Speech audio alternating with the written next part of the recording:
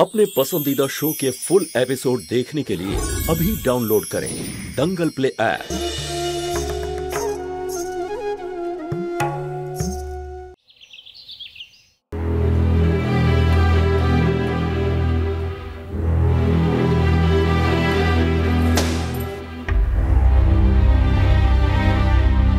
কি হয়েছে দীপু? এত রেগে আছিস কেন? আরে বাবা বলবি তো কি হয়েছে? হ্যাঁ ঠাকুমা, সব ঠিক আছে, সবকিছু ঠিক করে এসেছি আমি কে সেটাই বলেছি যেটা তোমরা আমাকে বলতে বলেছিলে। বলে দিয়েছি আমি দিদির শ্বশুর বাড়ির সবাইকে যে সুধার অন্য কোথাও বিয়ে ঠিক হয়ে গেছে। আর সুধা উদয়কে সেটাই বলেছে হয়তো যেটা আমরা বলতে বলেছিলাম। এসব এসব আমরা কেন করছি? কেন অকারণে সুধার জীবনটা এইভাবে শেষ করে দিচ্ছি? কাঠের পুতুলের মতো নাচাচ্ছে ছোট মা আমাদেরকে।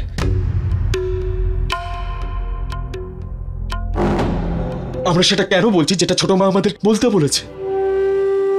আমরা ওনার খুশির কথা তো ভেবে নিয়েছি, কিন্তু আমরা একবারও এটা ভাবিনি যে আমাদের সুধার খুশির কি হবে। আর সেটাই করেছি আমরা যেটা ছোট মা আমাদেরকে করতে বলেছে।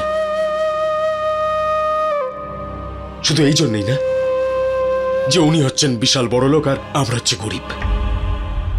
এটাই সংসারের নিয়ম রে বাবা।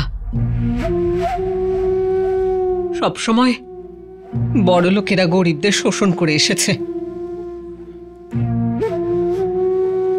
ভালোই হয়েছে তুই অল্প বয়সে এই সত্যিটা জানতে পেরে গেছিস। যদি ফারাকটা বুঝে যাস তাহলে কোনোদিন কষ্ট পাবি না। আমার কিন্তু মনে হচ্ছে ভুলটা আমরা করছি মা। সুধা আর উদয় একে অপরকে ভালোবাসে। সুধা কিন্তু উদয়ের কাছেই ভালো থাকবে মা।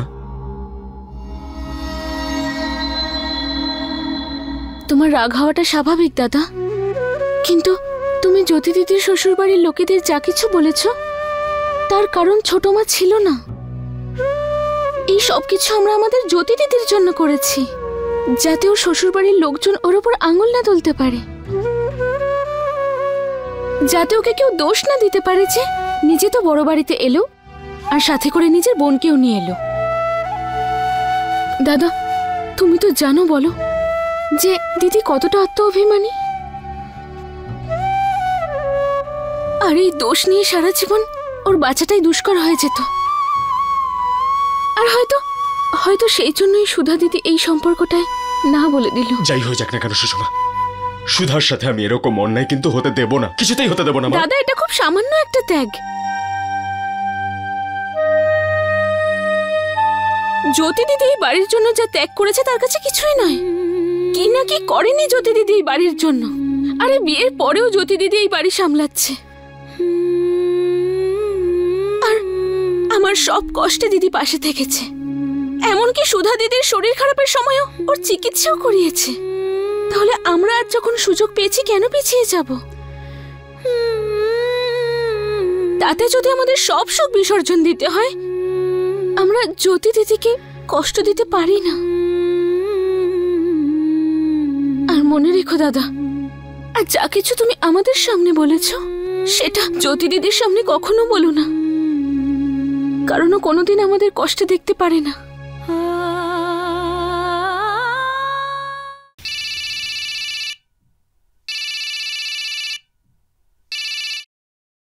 হ্যালো দিদি,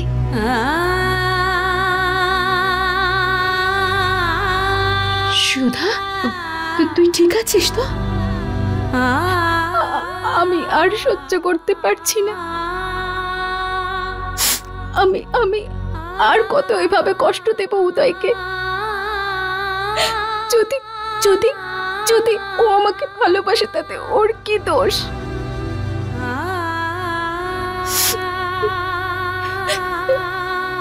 দিদি তুই জানিস না আমি ওর সাথে কতটা খারাপ ব্যবহার করেছি। দিদি আমি ওকে থাপ্পড়ও মেরেছি, নিজের হাতে কষ্ট দিয়েছি ওকে। আর ও শুধু তাকিয়েছিল বুঝতেই পারছিল না যে ওর ভুলটা কোথায়। দিদিও খুব ভালো, আমার জন্য কত কিছু করেছে ও। সুধা, জানি আমি তুই যেটা করছিস খুব কঠিন কাজ, কিন্তু তোকে নিজেকে সামলাতে হবে।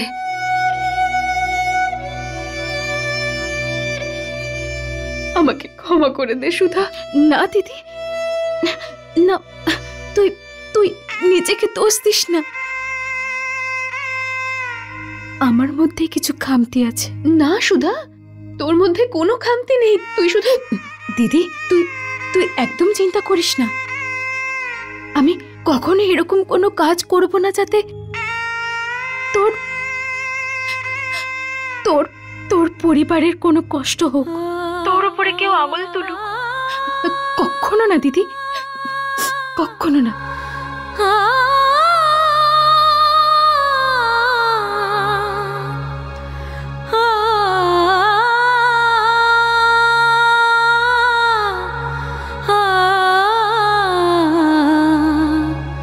বাবা,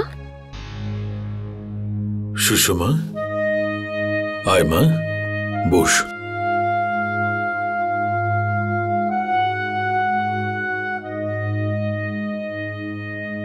আমাকে কিছু বলতে চাস মা?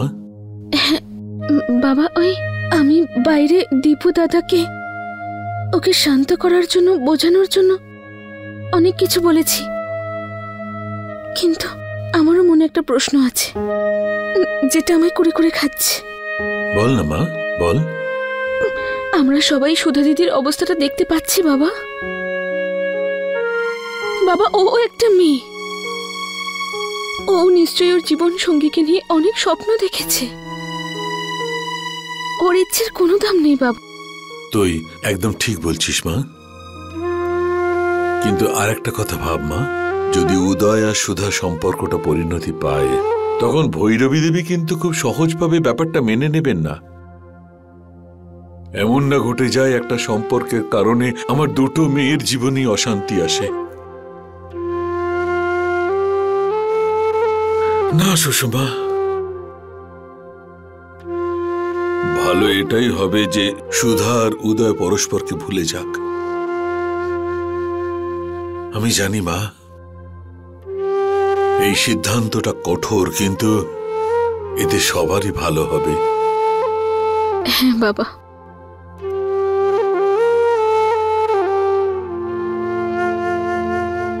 সুষমা,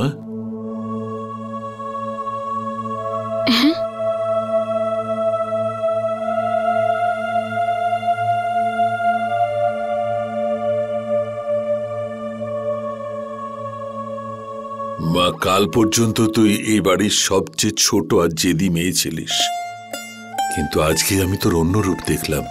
হয়তো সময় সবকিছু শিখিয়েছে বাবা। আর যদি যদি এই সবকিছু আগেই বুঝে যেতাম, তাহলে তাহলে হয়তো জীবনে এত কষ্ট পেতে হতো না। পুরনো কথা সব ভুলে যাবা, আগামী দিনের দিকে তাকা। আমিও প্রভুর কাছে প্রার্থনা করব যে আমার পরিবার যেন একসঙ্গে সুখে থাকে।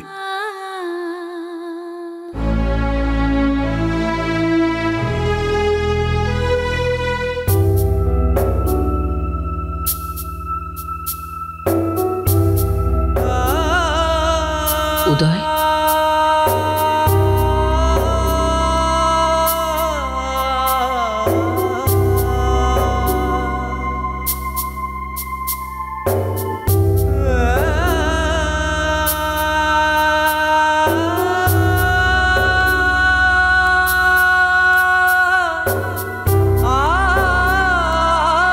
উদয়,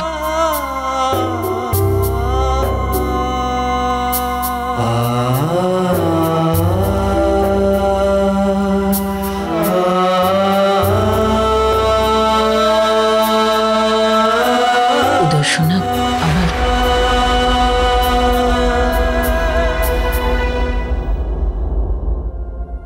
উদয়, তোর এই অবস্থা আমি দেখতে পাচ্ছি না। অন্তত একবার তুই আমার পয়েন্ট অফ ভিউ থেকে ভাবার চেষ্টা কর। মানছি সুধা খুব ভালো মেয়ে, কারণ আমি চাইছি তোর সাথে আমি এমন একজন মেয়ের বিয়ে দেব যে আমাদের পরিবারের যোগ্য, যে বিয়ের পর তোর আর আমাদের সম্পূর্ণ পরিবারের খেয়াল রাখবে, আমাদের সামলাতে পারবে, সোসাইটিতে ফ্রেন্ডসদের মধ্যে ইন্ট্রোডিউস করাতে আমাদের লজ্জিত যাতে হতে না হয়। তুই খুব ভালো করেই জানিস উদয়, তোকে বড়রূপে দেখার স্বপ্ন আমি কবে থেকেই দেখে আসছি। আমি এই সমস্ত স্বপ্ন, এই সমস্ত কথা সবকিছু ভুলে সুধাকে বৌমারূপে স্বীকার করতে রাজি আছি। কিন্তু উদয়, সুধা একজন মানসিক রোগী। তুইও এই কথাটা খুব ভালো করেই জানিস। আমি ডক্টরকেও জিজ্ঞেস করেছি, ওনার সাথে কথা বলেছি, যদি তোর আর সুধার বিয়ে হয় তাহলে এটাও হতে পারে যে তোদের সন্তানেরা এই রোগের শিকার হবে। তাহলে আমি জেনে বুঝে আমার আগামী প্রজন্মকে কি করে আমি শেষ করে দিতে পারি। আমি তোর কষ্টটা বুঝি উদয়, কিন্তু তাও কখনো না কখনো তোকে সুধাকে ভোলার চেষ্টা করতেই হবে।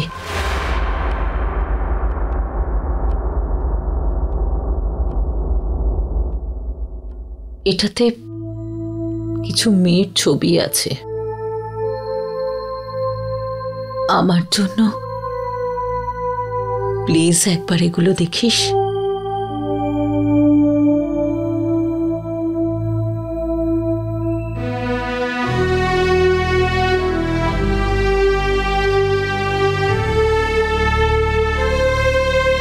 আমি জানি উদয়, এই সময় তোর আমি যা বলছি সেগুলো ভুল মনে হবে, কিন্তু একবার তুইও মাথা ঠান্ডা করে ভাব। আমি তোর মা, আমি সবসময় তোর খুশিই চাই, তাহলে এখন কেন চাইবো না?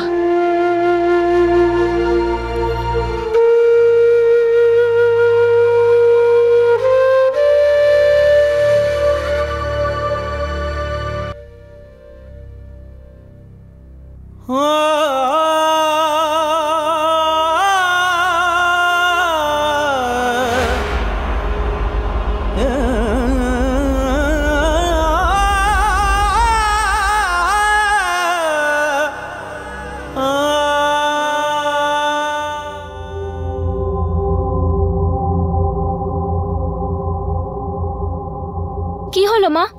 উদয় কি বললো? আমি উদয়কে কখনো এত কষ্ট পেতে দেখিনি মৃণাল। খুব চিন্তা হচ্ছে আমার রে।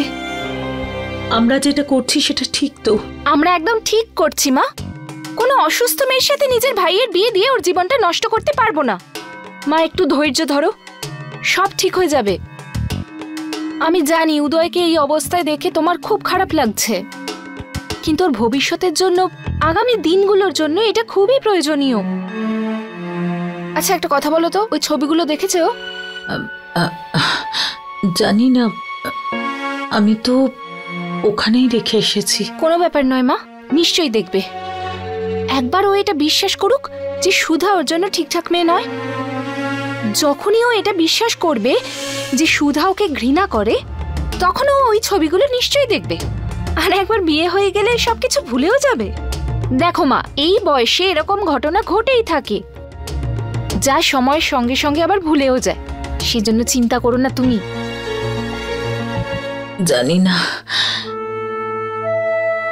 এখন তো শুধু ভগবানের কাছে প্রার্থনা করবো যে সবকিছু যেন ঠিক হয়ে যায়, যে কোনো ভাবে আমার ছেলে ওই মেয়েটার জাল থেকে বেরিয়ে আসুক।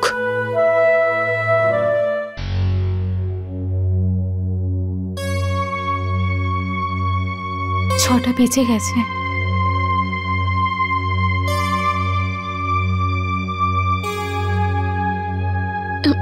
সুধা সুধা শর্মা।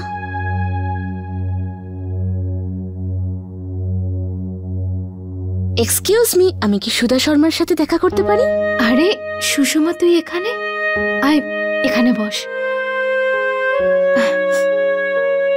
আসলে দিদি, এই সামনেই বাড়ির কিছু জিনিস কিনতে এসেছিলাম, তাই ভাবলাম তোমাকেও সারপ্রাইজ দিয়ে দিই। আর এখানে এসে তোমায় অফিসে দেখে তো আমি নিজেই সারপ্রাইজ হয়ে গেলাম। সত্যি খুব সুন্দর অফিস তোমার। আর এই ডেস্কটপ,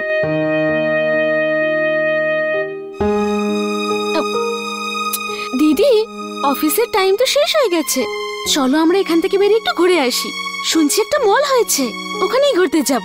আর হ্যাঁ, রাস্তায় বাড়ি যাওয়ার পথে রসগোল্লা আর পাপড়ি চাট খাওয়াতে কিন্তু ভুলে গেলে চলবে না।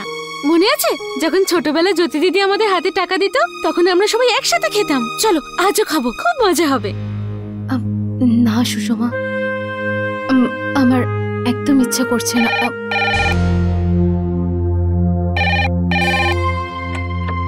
হ্যালো হ্যালো,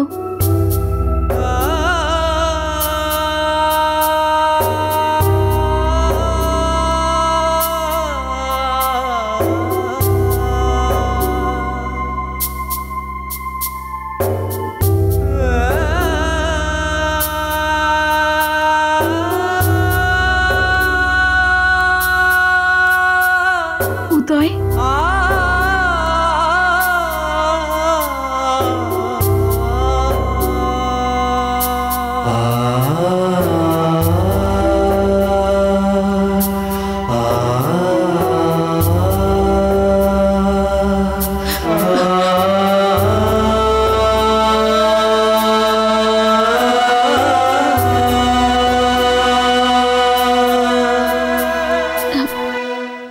দিদি, উদয়বাবু ফোন করেছিল।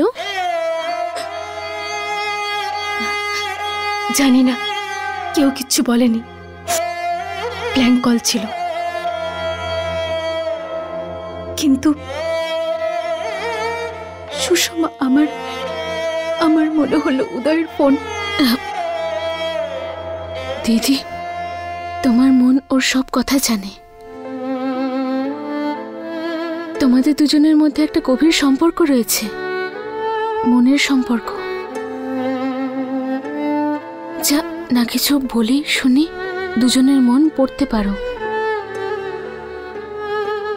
দিদি, তোমার এই কষ্ট আমার থেকে বেশি আর কে বুঝবে? তুমি শুধু চলো আমার সাথে, এখানে বসে বসে তুমি একই চিন্তা করবে। চলো চলো এখান থেকে। ব্যাস এই ফাইল রেখে দিই, তারপরে যাচ্ছি। ওকে? হ্যাঁ।